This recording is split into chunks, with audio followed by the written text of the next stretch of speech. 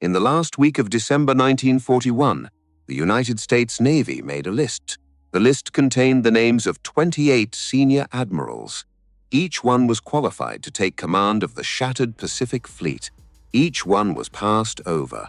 The man who finally got the job was not on the original list at all. He had not asked for it. He had once refused it. He had a missing finger on his left hand from a diesel engine accident. He had been court-martialed as a young officer for running a destroyer aground. He had spent the previous 2 years behind a desk in Washington, assigning other men to their commands. His name was Chester Nimitz. He was 56 years old, and the reason Franklin Roosevelt chose him over 28 more experienced admirals in the worst week of the United States Navy is one of the strangest decisions of the Second World War. This is the story of why. To understand the choice, you have to understand the morning that made it necessary. The sky over Oahu was empty at 7:53 on the morning of December 7, 1941. 2 minutes later, it was full. 353 Japanese aircraft came in from the north. They came low. They came in waves. They came in silence until the engines were close enough to hear, and by then it was already too late. Torpedo bombers banked toward Battleship Row. Dive bombers climbed for altitude. Fighters strafed the airfields at Hickam and Wheeler and Kaneohe, where American planes sat in neat ornamental rows on the tarmac, wingtip to wingtip as if arranged for inspection. The torpedoes hit first. USS Oklahoma took the first one at 7:56, then another, then 3 more. In 12 minutes, she rolled onto her side and showed her keel to the morning sun. 429 men would die on the Oklahoma, many of them trapped inside as she capsized. Some of them were still alive 3 days later, tapping on the hull in a code no one ever fully decoded. USS Arizona was hit by a 1,700-pound armor-piercing bomb, a converted 16-inch naval shell at 8:06. The bomb penetrated 4 decks and detonated in the forward magazine. The explosion lifted the entire ship out of the water. A column of fire rose 400 feet into the morning sky. 1,177 men would die on the Arizona that morning, many of them in that single explosion. Some of them simply vaporized. Others were burned beyond identification. The Arizona settled to the bottom of Pearl Harbor within minutes, and she has never moved since. By 9:45, it was over. 5 battleships were on the bottom. 3 more were burning at their moorings. 188 aircraft had been destroyed without leaving the ground. 2,403 Americans were dead. The most powerful naval base in the Pacific had been functionally erased in less than 2 hours. A few hundred yards from Battleship Row, in the window of the submarine base headquarters, a 59-year-old admiral stood watching his fleet die. His name was Husband Edward Kimmel. He had been Commander-in-Chief of the United States Pacific Fleet for 10 months. He had been promoted over 46 more senior admirals to take the job. He had written to Washington 8 months earlier, warning that a surprise attack on Pearl Harbor was, in his words, a possibility. Now he stood at the window, his jaw set, his white uniform jacket buttoned, and he watched. A stray .50 caliber bullet shattered the glass in front of him. It traveled across the room, brushed his chest, and fell to the floor. It raised a welt on his skin and tore the fabric of his jacket. Kimmel bent down. He picked up the bullet. He turned to his communications officer, Commander Morris Kurtz, and he spoke 6 words. "It would have been merciful had it killed me." Then he set the bullet on his desk and went back to the window. 10 days later, on December 17, 1941, the United States Navy formally relieved Admiral Husband Kimmel of his command. He was reverted from his temporary 4-star rank to his permanent 2-star rank of Rear Admiral. His career was over. He would retire in March of 1942. He would spend the next 27 years of his life, until death in 68, trying to clear his name. He would never succeed. A scapegoat had been found. But Washington had a problem larger than blame, and it had it immediately. The Pacific Fleet was gone. Wake Island was under siege. Guam had already fallen. The Philippines were collapsing. Japan was advancing across the ocean unchecked. and the most important military command in the United States now had no leader. The question that landed on Frank Knox's desk on the morning of December 17 was not who deserved the job. It was who could be made to accept it. The interim solution arrived through an unexpected door. Admiral Kimmel himself, on the eve of his relief, had personally recommended that his second-in-command, Vice Admiral William Satterlee Pye, take over until a permanent replacement could be selected. Kimmel's reasoning was simple and decent. He wanted to clear the deck. He wanted to spare his successor from having to absorb the immediate political chaos. He wanted to do one last act of service to the Navy that was about to destroy him. It was a gesture of profound dignity. It was also, by every measure, a catastrophe.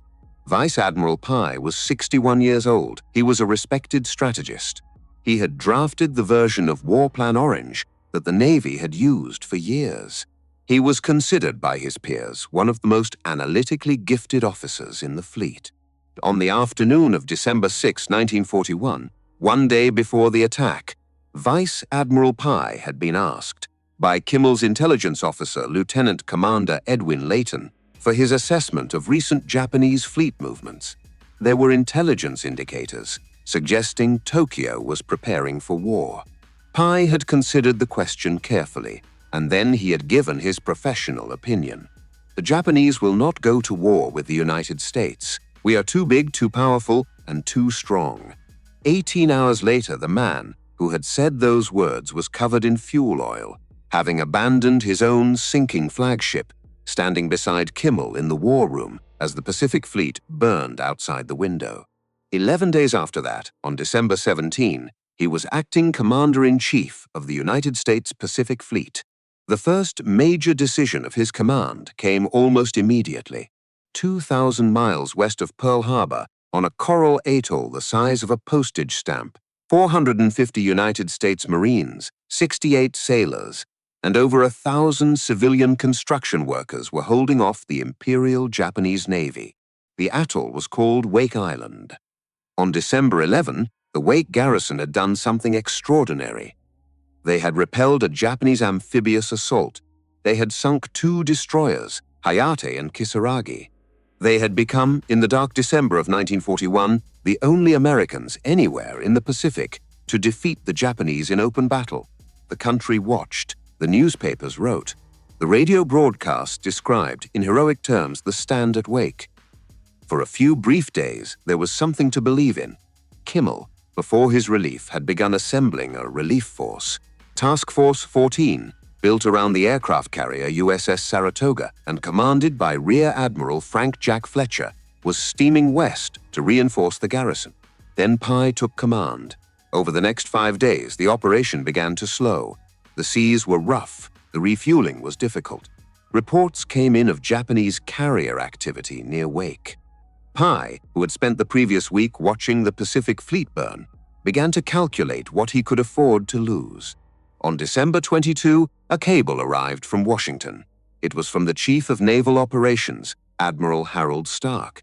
The cable did not order a withdrawal. It did not authorize a withdrawal. It said one thing, ambiguous and devastating. Wake is now and will continue to be a liability. Pye read the cable. He read it again. He interpreted it in the way a tired and frightened man interprets a sentence from his superior as permission. At 9 that night, he ordered Task Force 14 to turn around. The Saratoga was 500 miles from Wake. Some of Fletcher's staff officers protested. They were overruled. The relief force came home. On December 23, the Wake Island garrison surrendered. Hundreds of Marines and civilians were taken prisoner. Many of them would not survive the war. President Roosevelt would later describe the abandonment of Wake as worse than the attack on Pearl Harbor itself. The United States Marine Corps would never forgive Vice Admiral Pye, and in the war rooms of Washington, the conclusion was now inescapable. Whoever took command at Pearl Harbor next would inherit not a fleet but a wound that was still bleeding, a wound that needed a surgeon, not a warrior. Frank Knox went looking for one. Knox was 67 years old, a former newspaper publisher, a Republican in a Democratic cabinet. He had spent the days after the attack at Pearl Harbor himself, walking among the wreckage, talking to sailors, smelling the burnt steel and the oil. When he came back to Washington, he sat down with Roosevelt, and he was blunt. "We need a new commander." The list began with the most senior flag officers in the Navy. 28 admirals outranked the man Knox would eventually choose. Each was considered, each was passed over. Some were too old, some had health problems, some were too closely associated with the planning failures that had allowed the attack. Some were politically exposed in ways the administration could not afford. Some were brilliant tacticians who lacked the temperament to rebuild a broken organization. Some were warriors, and what Knox needed was not a warrior. And some, quietly, did not want the job. To take command of the Pacific Fleet in the last weeks of December 1941 was to step into what would later be called a poisoned chalice. The fleet was gone. The morale was gone. The public was howling for revenge. Congress was hunting for someone else to blame. The Japanese were advancing on every front. And the next man to lose a battle in the Pacific would, by every available indicator, lose his career, his reputation, and his name in history alongside Kimmel's. The career risk was total. The political exposure was infinite. The margin for error was zero. And so Knox worked his way down the list, and the list grew shorter, and one name kept appearing at the bottom, and then in the middle, and then at the top. The name was Chester William Nimitz.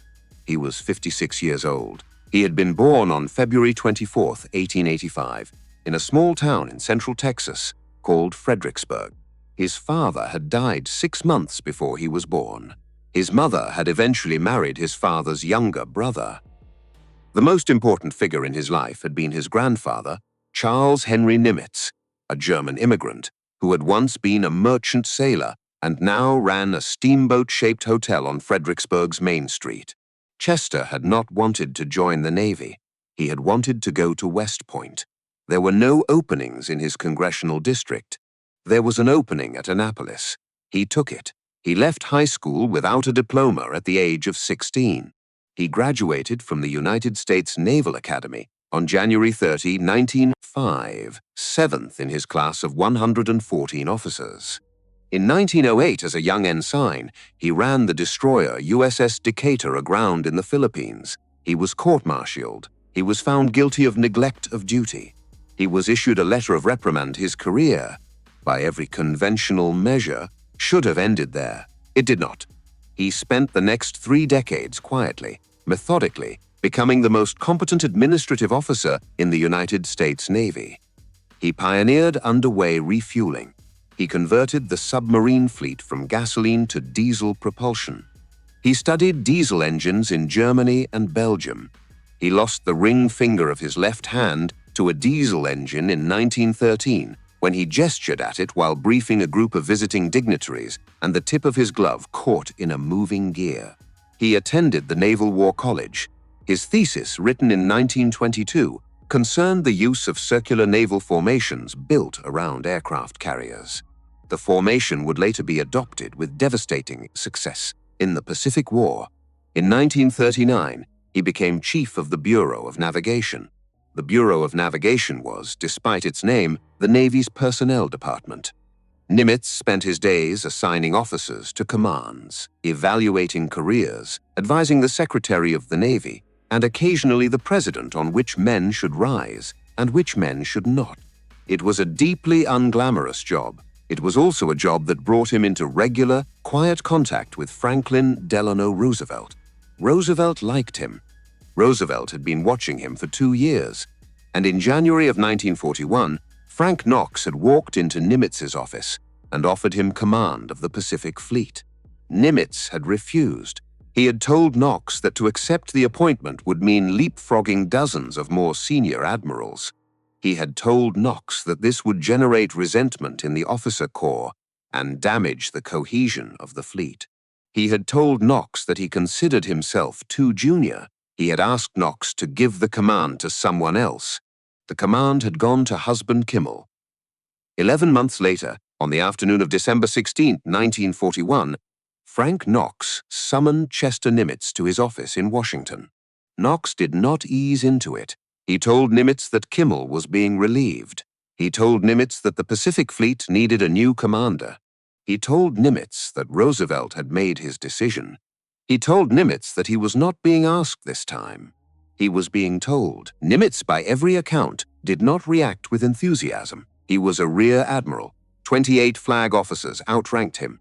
The chief of naval operations, Admiral Harold Stark, had doubts about him. The newly designated Commander-in-Chief of the United States Fleet, Admiral Ernest Joseph King, considered him a desk admiral, a bureaucrat, a man who solved paperwork problems while other men fought wars. Roosevelt did not care. The message that left the Oval Office, transmitted through Knox to the man who would carry the war for the next 4 years, was one sentence. Tell Nimitz to get the hell out to Pearl Harbor and stay there till the war is won. The terms of the appointment were unforgiving. Nimitz was to be elevated to the temporary rank of Admiral, 4 stars, by special congressional appointment. The rank of Vice Admiral was skipped entirely. But the 4 stars were tied to the job. They were not permanent. If Nimitz failed, if he lost a battle, if he disgraced himself in the way Kimmel had, the 4 stars would be stripped away, and he would revert to Rear Admiral. He would walk the same path Kimmel was walking, the path to a forced retirement, a public hearing, and a lifetime spent trying to clear a name that could not be cleaned. It was the same trap. It was the same cage. And on December 18, while Nimitz was packing his uniforms and arranging his train ticket west, Congress and the White House did something else. They established a formal commission of inquiry into the Pearl Harbor attack. It was chaired by Supreme Court Justice Owen Roberts. Its mandate was to determine what had gone wrong and to identify, by name, the officers responsible. The Roberts Commission was already at work when Nimitz left Washington. He understood, with the calm and quiet precision that had defined his entire career, exactly what this meant. If he failed at Pearl Harbor, the same commission that was preparing to condemn husband Kimmel would in time condemn him. The same instrument that had ended one man's life was waiting, polished and ready for the next. He boarded the train on December 19, 1941. He carried 2 changes of civilian clothing. He carried his orders. He carried no aids. He carried no expectation of glory. The train moved west through the winter dark. 6 days to the coast, a flying boat from there. Pearl Harbor by Christmas morning. He had been given a fleet that no longer existed. He had been given a war he had not asked for. He had been given a 4-star rank that could be taken from him in an instant. And as the train crossed into Ohio, into Indiana, into the long, flat winter of the American Midwest, the man who would command more ships and more men than any naval officer in the history of the United States, sat alone in his compartment in a civilian suit with a missing finger on his left hand, and he watched the country roll past the window. He did not yet know what he was going to do when he arrived. He only knew that 28 admirals had been considered before him, and that one of them was already in command of what was left of his fleet, and that on the other side of the ocean, an enemy who had just sunk 8 battleships in 2 hours was deciding where to strike next. The poisoned chalice was waiting on a burning harbor 7,000 miles away. He was the man being sent to drink it. The train pulled into San Diego on the morning of December 24, 1941. Chester Nimitz stepped off in a civilian suit. No uniform, no aids, no fanfare. A car was waiting. It took him to the seaplane base at North Island, where a 4-engine PB-2Y Coronado flying boat sat on the water, fueled and waiting for one passenger. The Coronado lifted off into the Pacific dawn.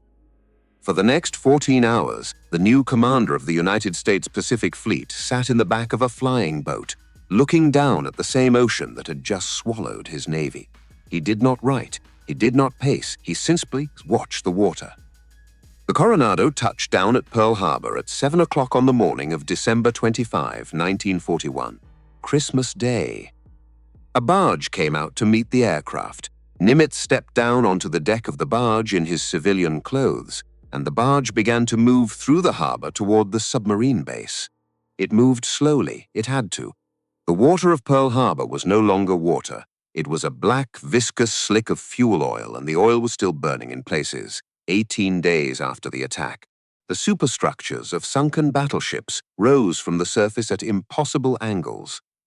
The Arizona, broken in half, lay on the bottom of the harbor with her forward turrets sticking up out of the water. The Oklahoma was a capsized hull, an upturned belly of steel, with welders still cutting through her sides to try to recover the bodies that had been trapped inside for 2.5 weeks. The smell, that was what every man who was there remembered for the rest of his life. Burned steel, burned fuel, and under all of it, the other smell, the smell that the welders were trying not to name.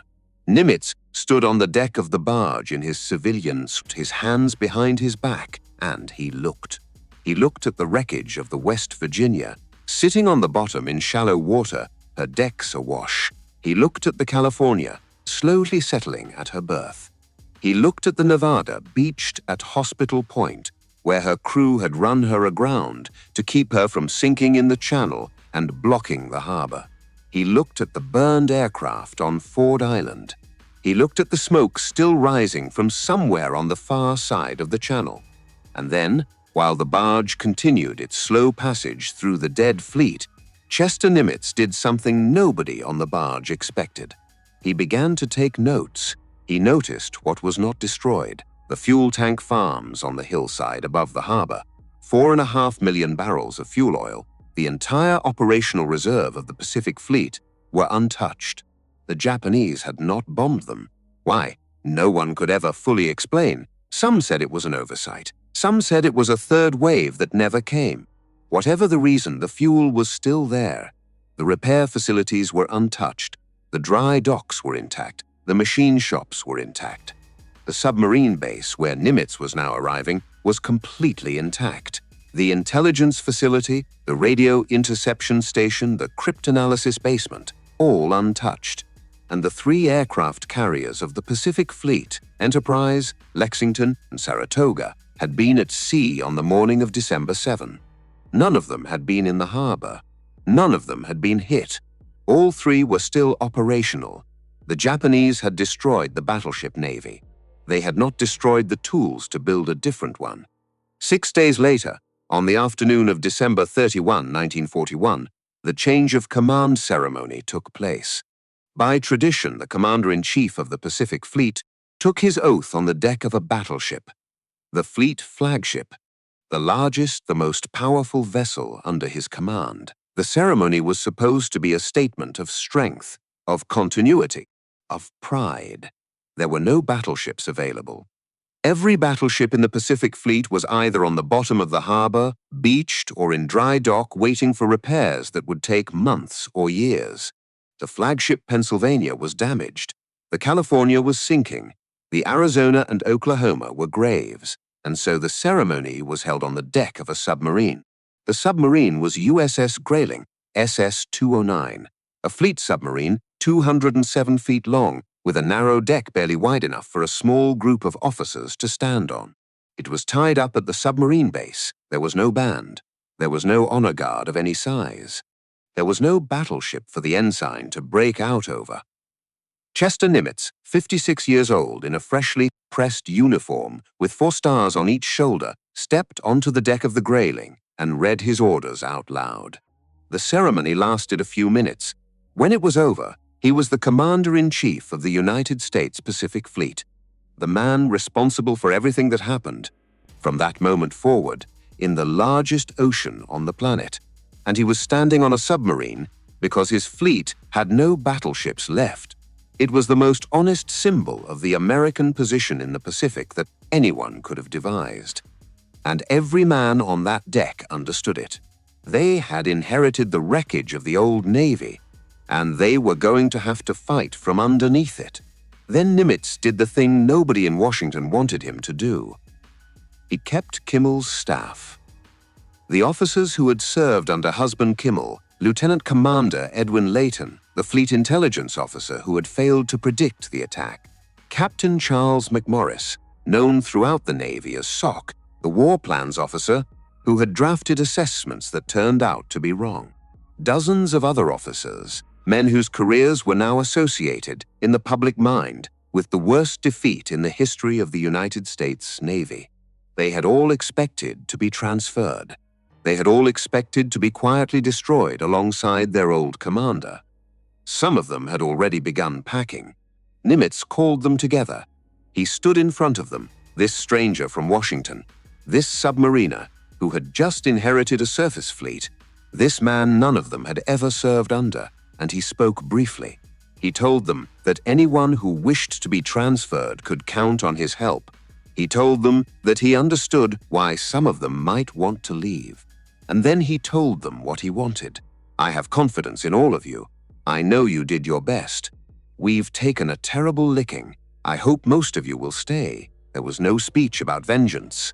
There was no promise of glory. There was no purging.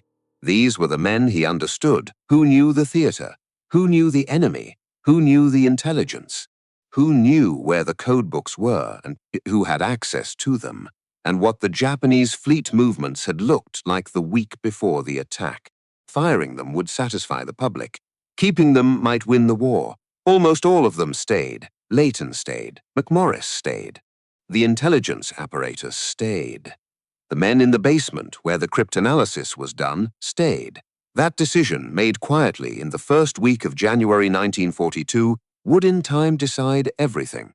For the first 3 months of his command, Nimitz was not the calm, confident admiral of the post-war legend. He was a 56-year-old man who had just been handed a war he did not fully understand, and he was, by every account of the men who served closest to him, frightened. His aviation officer, Captain Arthur Davis, would later describe Nimitz during these weeks as scared and cautious.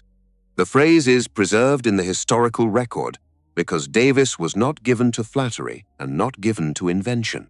Nimitz had no carrier experience. He had no recent surface combat experience.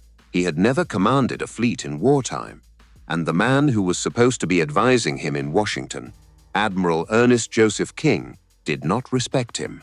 King was the commander-in-chief of the United States Fleet, the overall commander of American naval operations, and he had made his opinion of Nimitz clear from the beginning. Desk admiral, bureaucrat, a man for paperwork, not for fighting. King began pushing for aggressive carrier raids against the Japanese perimeter. He wanted action. He wanted headlines. He wanted to show the country and Tokyo that the Pacific Fleet was not dead. Nimitz, more cautious by temperament, wanted to wait, wanted to assess, wanted to protect his shrunken carrier force until he understood what he was facing. King overruled him. The raids began in February of 1942, hit-and-run strikes against Japanese-held islands in the Marshalls and the Gilberts. Small operations, limited damage. They mattered less for what they destroyed than for what they signaled. The United States Navy was still functioning. The carriers were still at sea. The war had not yet been lost. Then, 2 months later, on April 18, 1942, 16 Army B-25 medium bombers, launched from the deck of the aircraft carrier USS Hornet under the command of Lieutenant Colonel James Doolittle, struck targets in Tokyo, Yokohama, Nagoya, and Kobe. The damage was minimal. The morale impact was enormous. For the first time in over 600 years, a foreign military had attacked the home islands of Japan. Then, in early May, the first real test, Japanese forces moving south toward Australia attempted to take Port Moresby in New Guinea. American carriers, alerted by code breakers in Pearl Harbor, moved to intercept. The battle that followed, in the Coral Sea between May 4th and May 8th, was the first naval engagement in history in which the opposing fleets never saw each other. All the fighting was done by aircraft. USS Lexington was hit. She caught fire. She was scuttled on the afternoon of May 8th to keep her from being captured. 216 of her men were lost. USS Yorktown was badly damaged. The Japanese light carrier Shoho was sunk. The fleet carrier Shishaku was badly damaged and forced out of action for months. The carrier Zuikaku survived, but her air group had been gutted. The battle was a tactical draw, but the Port Moresby invasion was turned back. It was the first time in 5 months of war that a Japanese offensive operation had been stopped. And in the basement at Pearl Harbor, the man who had made it possible was working on something larger. The basement was in the administrative building of the 14th Naval District. It had no windows. It had banks of fluorescent lights that hummed at all hours. It had stacks of intercepted Japanese radio traffic piled on every flat surface. It had cigarette smoke so thick that visitors sometimes had to leave the room to breathe. And it had one man, in a red bathrobe and slippers, working 20 hours a day, every day, with a 5 o'clock shadow that had become a permanent feature of his face. His name was Joseph John Rochefort. He was 41 years old. He had been born in Dayton, Ohio, in May of 1900. He had enlisted in the United States Navy in 1918 as a teenager after lying about his age. He had never finished high school. He had a remarkable mind for puzzles, for languages, for patterns. He had spent 3 years in Tokyo in the early 1930s learning Japanese. He had returned to the United States to lead the Navy's small, secretive cryptanalysis program at Pearl Harbor, designated Station Hypo. Rochefort was, by every account, deeply eccentric. He worked in the bathrobe because the basement was cold. He worked in the slippers because his feet hurt from standing at the plotting tables. He often forgot to eat. His staff brought him coffee, sandwiches, and on bad days pulled him away from his desk and made him sleep on a cot in the corner. He was also, by the spring of 1942, one of the most important men in the United States Navy. He just did not know it yet. His team had been making slow, painful progress against the main Japanese naval code, JN-25. By May of 1942, they were decrypting and reading roughly 140 intercepted Japanese messages per day. They were reading them within hours of transmission, sometimes within minutes, and in mid-May, they began to see something enormous. The Japanese were preparing a massive operation, larger than Pearl Harbor, involving most of the Imperial Combined Fleet, 4 fleet carriers, 7 battleships, hundreds of aircraft. The operation was being assembled by Admiral Isoroku Yamamoto himself, the architect of Pearl Harbor.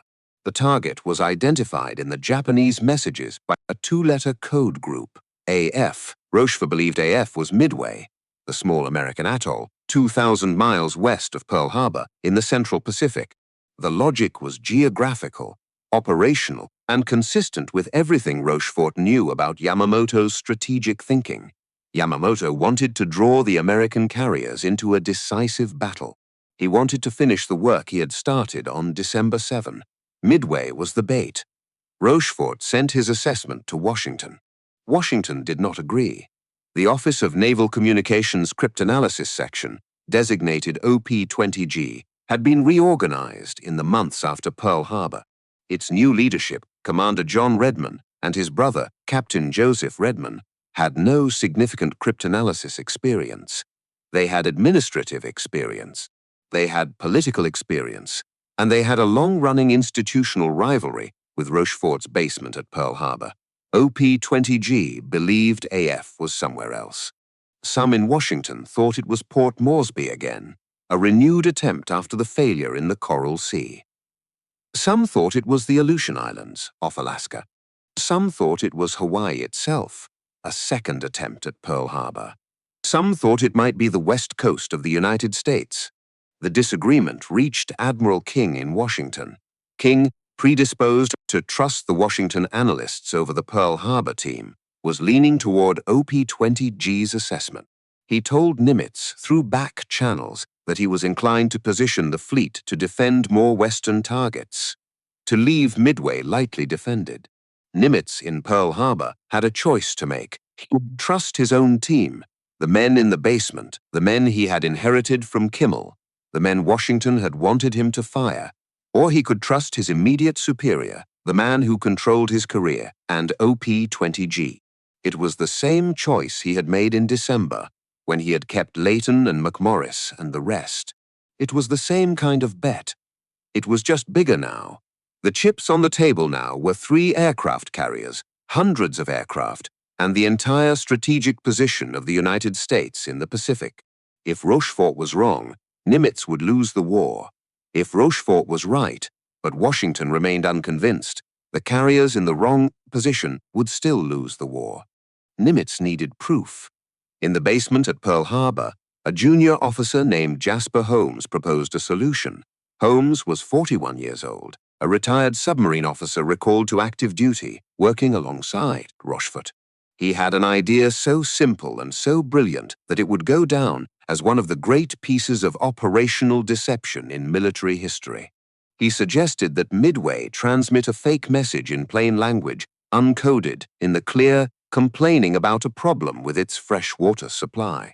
The message would say that the seawater distillation plant had broken down and that the island was running low on drinking water. The transmission would be picked up by Japanese listening stations. If the Japanese then encoded a reference to the water shortage in their own internal communications, using the designator AF, the question would be settled. Rochefort took the idea to Lieutenant Commander Edwin Layton. Layton took it to Nimitz. Nimitz approved it. On May 19, 1942, the garrison at Midway transmitted the fake message in plain English, complaining about the freshwater shortage. The transmission was deliberately routine, deliberately mundane, deliberately the kind of thing that would not attract suspicion. 3 days later, on May 22, Station Hypo intercepted a Japanese radio message. It noted that AF was experiencing a shortage of fresh water. The trap was confirmed. AF was Midway. Rochefort brought the intercept to Layton. Layton brought it to Nimitz. The basement believed they had won the argument. Washington did not. OP-20G, presented with the same evidence, still resisted. The Redmond brothers continued to push their own assessment. They suggested that the Japanese might have known about the deception, that the water message was itself a Japanese plant, that AF was still not Midway. Admiral King in Washington wavered, and in Pearl Harbor, with the date of the Japanese operation closing in fast, late May or early June, the intercepts suggested Chester Nimitz had to make a decision that no one else could make for him. He had 3 aircraft carriers operational in the Pacific, the Enterprise, the Hornet, and miraculously, the Yorktown, which had been so badly damaged at the Coral Sea that the Japanese had counted her as destroyed. The Yorktown had limped back to Pearl Harbor on May 27th. The repair estimates from the shipyard, working under normal conditions, were 3 months. Nimitz gave them 72 hours. 1,400-yard workers swarmed over the carrier around the clock. They patched her hull. They replaced her wiring. They cut out the damaged decking and welded in new plates. The work was rough. It was not finished. It was good enough. On May 30, the Yorktown sailed for Midway. She sailed with 2 aircraft carriers in company, 3 flight decks, 233 aircraft, against 4 Japanese fleet carriers and roughly 240 aircraft of their own. The man who was supposed to be in tactical command of the carrier force was Vice Admiral William Halsey, the most aggressive carrier admiral in the United States Navy, the man the public wanted leading the fleet, the man Roosevelt's critics had wanted as commander-in-chief instead of Nimitz. Halsey was not available. He had been suffering for weeks from a severe outbreak of herpes zoster, shingles, a viral infection that produces excruciating pain, severe rashes, and in his case, total exhaustion. When he reached Pearl Harbor on May 26, his medical officers ordered him into the hospital. He was not going to Midway. He could not. From his hospital bed, Halsey recommended his own replacement. He recommended Rear Admiral Raymond Ames Spruance, 55 years old, who had been serving as his cruiser commander. Spruance was a man almost the exact opposite of Halsey, quiet, analytical, reserved. He had never commanded an aircraft carrier in his life. Nimitz approved the recommendation. He gave Spruance Task Force 16, built around the Enterprise and the Hornet. He gave Rear Admiral Frank Jack Fletcher, the man who had been turned around at Wake Island 5 months earlier, Task Force 17, built around the patched-together Yorktown. Fletcher, as the senior officer present, would be in overall tactical command. And then, in the last days of May 1942, Chester Nimitz did the thing that no one in Washington had authorized him to do. He sent every aircraft carrier he had in the Pacific Ocean, every flight deck, every operational pilot, every torpedo plane and dive bomber under his command, to a position 300 miles northeast of an empty atoll in the middle of the ocean. He sent them to wait, to hide behind the curvature of the Earth, to ambush the largest naval force the Imperial Japanese Navy had ever assembled. He sent them because a 41-year-old man in a red bathrobe, working in a basement at Pearl Harbor, had told him the enemy was coming. He had no way to recall them once they sailed. He had no way to verify, until the battle began, that the men in the basement had been right. If Rochefort had been wrong, the war in the Pacific was over. The carriers would be caught out of position. Midway would fall. Hawaii would be exposed. The United States would lose the Central Pacific for years, perhaps for the duration. Chester Nimitz would join husband Kimmel in front of a commission of inquiry, and a third man would be sent west to a burning harbor to start over. The trap was set. The men in the basement had built it. And on the morning of June 4, 1942, in the cold gray water 200 miles north of Midway Atoll, a Japanese scout plane lifted off the deck of a heavy cruiser, climbed into the dawn, and began to search for an enemy fleet that the Imperial Japanese Navy did not believe was there. The dawn came up gray and cold over the Central Pacific on the morning of June 4, 1942. At 4:30 in the morning, Admiral Chuichi Nagumo, commander of the Japanese Carrier Strike Force, launched 108 aircraft against Midway Atoll. The same man who had launched the strike against Pearl Harbor 6 months earlier was now launching the strike that was meant to finish the work. He did not know that 3 American aircraft carriers were waiting 200 miles to the northeast. He did not know because Joseph Rochefort, in a basement at Pearl Harbor, in a red bathrobe, had read his mail. By 10:20 in the morning, Nagumo's flight deck on the carrier Akagi was crowded with aircraft. He had recovered the Midway strike. He had begun rearming his reserve planes for a second attack. The torpedoes were being removed. Bombs were being loaded. The decks were stacked with ordnance, fuel hoses, and rearming carts. It was the most vulnerable moment in the life of an aircraft carrier. It lasted 6 minutes. At 10:22, American dive bombers from the Enterprise and the Yorktown came down out of the sun. The Akagi was hit and burning by 10:26. The Kaga was hit and burning by 10:28. The Soryu was hit and burning by 10:28. 3 Japanese fleet carriers, the heart of the force that had attacked Pearl Harbor, were destroyed in less time than it takes to drink a cup of coffee. The 4th carrier, the Hiryu, struck back. Her aircraft found the Yorktown that afternoon and hit her hard. The Yorktown lost power, regained it, lost it again, and finally was abandoned. She would sink 3 days later, hit again by a Japanese submarine. But the Hiryu was found by American dive bombers that same evening. By midnight, she was burning beyond saving. By dawn on June 5, she was on the bottom of the Pacific.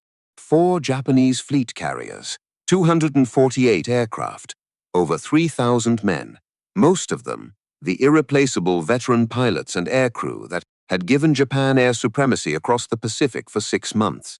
Gone in 2 days, the strategic initiative in the Pacific passed. That week, from Tokyo to Pearl Harbor, it would never pass back. And in Washington, when the cables came in, when the casualty lists came in, when the photographs of the burning Japanese carriers came in, Admiral Ernest Joseph King, the man who had called Chester Nimitz a desk admiral, looked at the results in silence. The quiet Texan from the Bureau of Navigation had just delivered the most decisive naval victory since Trafalgar. He had done it in 6 months. He had done it with a fleet that everyone said was finished. He had done it by trusting a 41-year-old man in a bathrobe over the admirals of OP-20G. You might think this is the part of the story where the men in the basement were honored, where Joseph Rochefort received the medal he had earned, where the Navy recognized openly that the war in the Pacific had been turned by a small team working in a windowless room at Pearl Harbor. You would be wrong. In the months after Midway, the Redmond brothers in Washington went to work. They wrote memoranda arguing that Station Hyper was poorly led. They lobbied to consolidate all cryptanalysis under their own control.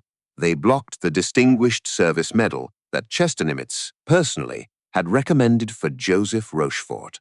In October of 1942, Rochefort was ordered to Washington for what was described as temporary additional duty. When he arrived, He learned that he was not going back to Pearl Harbor.